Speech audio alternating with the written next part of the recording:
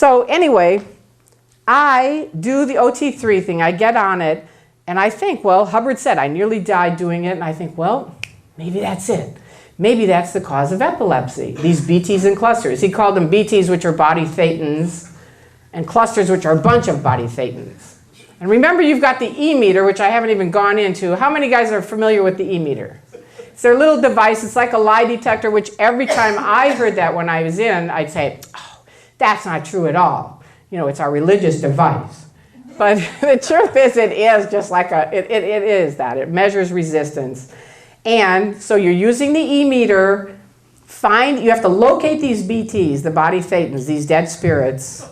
You've got to find out. Anyway, it's too long to describe. Go on the internet and read it. But it's really weird, and you have to get rid of them. You have to get them to go away. And so you do this over and over. And for me, I was just like deluding myself, thinking I'm erasing epilepsy. That was all of what it was about for me. And you can talk to different people who did it, and they all each plugged it into their own personal thing of whatever it is. And Zeno, by the way, is locked inside of a mountain with electric beams, just so you know. That was always a little weird to me, too. It's like, if he's so evil, why did you let him be locked inside of some mountain? Why not just 86 the guy, right? But they had people called loyal officers who were making sure he was locked in the mountain. And some of the people that are real true believers think they're the loyal officers. So that's the other thing in Scientology. Dianetics actually got into it, of earlier lifetimes, past lifetimes. And this is a bit back, but in '69 I get in, I'm a hippie, and I sit down in Denny's down in Alvarado, because that's where Scientology was back then, the Celebrity Center, and I sit down in Denny's, and this guy says, I had the most incredible session, and I said, really? And he goes, yeah, I'm Julius Caesar. And I swear to God, I'm like, wow, I'm sitting with Julius Caesar. I was like, this is incredible. You know, I'm like, wow, I could have never got that in medical school. It's a good thing I got in Scientology. So then I talked to him for a while, and I said, you know, it's great meeting you. I'm going to pop over and see some other people. And I sit down at this other booth. It's a true story. This guy says, I had a great session. I said, really? What happened? He goes, I'm Julius Caesar. And I'm like, I just met Julius Caesar. But I can't say that, because that would invalidate his win. See, and that's a high crime. See how that works? So even though you're going, this is horseshit, man. But you can't say it. Because that's a high crime. Because invalidating someone's case state is a high crime.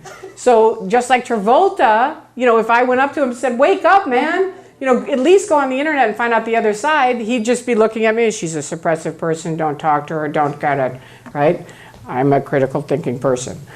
You know. So anyway, 1979, I'm in Clearwater. This is another funny story. It just shows how I was such a true believer, I really was.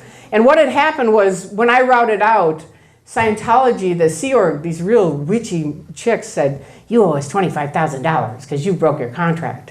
And I said, that's not true at all. You're routing me out because I need medicine. You know, if anything, I could take you to court and sue you. But that's a high crime, too, if you ever take a Scientologist to court.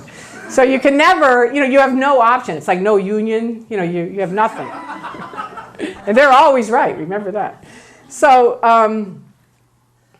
anyway, I wrote to Hubbard. I said, you know what, get away from me. Get me a piece of paper and a pencil. I'm going to write to the one man I know is sane. Now, I didn't know. You guys are so great. I love you. It's so fun talking to you. Such a great audience. Anyway, it's really fun. Anyway, I write to him, and I didn't know that it's these other people answering it. I believed Hubbard wrote me, and he wrote me back, and he said, you're right, they're incorrect. You only have to pay for this and this, and Tory, we will see you up the line. Like, get into the auditing, and we'll see you up the line. So to me, it was like a command from Hubbard going, okay, handle epilepsy with auditing, and then you'll be back in the Sea Org, right? So that kind of put me on my own path of like, the only person I'm listening to is L. Ron Hubbard, not anybody else. Which I'll get to, other things happen, and you'll go, why didn't she leave? But remember, Hubbard was my guy, that was it. So 79, I moved to Clearwater. I'm there. I do my OT3. I have big wins on it at the time. I'm like, wow, this is fabulous. And they get with me. And there are people in Clearwater at this time in 79. They've got honk out Scientology. They have the city commissioner is running for mayor, and he's running a program called Save Sparkling Clearwater, Stamp Out Scientology, right? His whole program is get rid of Scientologists, they're liars. So this guy, Milt Wolf, calls me in. He's like with the Guardian's office, which is now the Office of Special Affairs. The Guardian's office was broken up after they broke into federal offices, stole paper, and 9 of them went to prison, including Mary Sue Hubbard, which is a whole nother story. But anyway, he says, look, we can't handle this because we did come here on a lie. And I say, what do you mean? And he said, well, here's the thing. L. Ron Hubbard was out in the ocean. They always have their stories, right? This is top secret. That's the first thing. It's top secret. You're the only person we're telling this to. That's public. But L. Ron Hubbard was coming onto land to form a land base. And he got word that the FBI were there and they were going to plant drugs on the ship and take him to prison. See, there's all these, you're built into these conspiracy theories from early on. So you're like, wow, really? And they said, yeah, that's the truth. So he came around to Clearwater, Florida, bought the Fort Harrison Hotel, but we lied and said we were this other religion rather than Scientology. Now, right away, you might think, well, why can't they just say they're Scientology? And I did too, but I was on the, I'm in the show, I'm going. I said, okay, fine, I'll do, what do you need me to do? And he said, go to meetings like this, where Richard Tenney is talking, and get him off the subject of Scientology.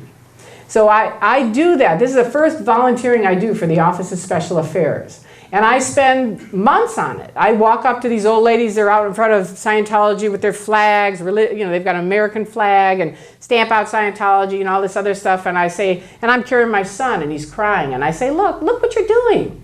You should be ashamed of yourself. We're a religion. What are you doing here upsetting people like that?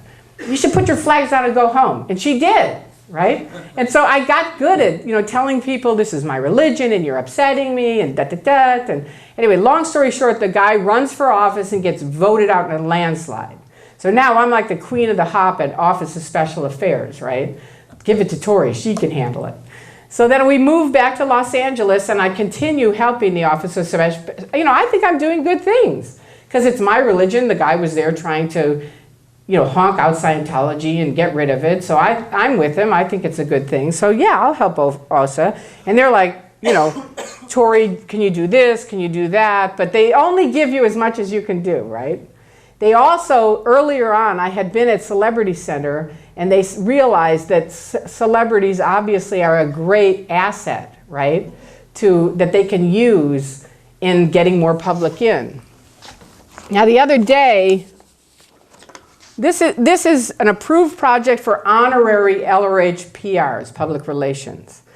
And it says that first you have to get written permission from your assistant guardian to do this, right? Gather success stories from Scientologists in your local area. Study the successful actions of Yvonne Jentz, who was very successful as celebrity. She started it. Find out the name of all of the information about the mayor in your city. Find out what the mayor is good at and excels in. Have a plaque prepared for the mayor. Make an appointment to present this plaque to the mayor with your local AG. And then it goes on to say, if possible, arrange that keys to the city will be presented back to you as part of this presentation. Right? So when you go to the L. Ron Hubbard Life Exhibition, the last thing they open up, there's like 80 million keys to the city, right? But they've weaseled the whole thing, right?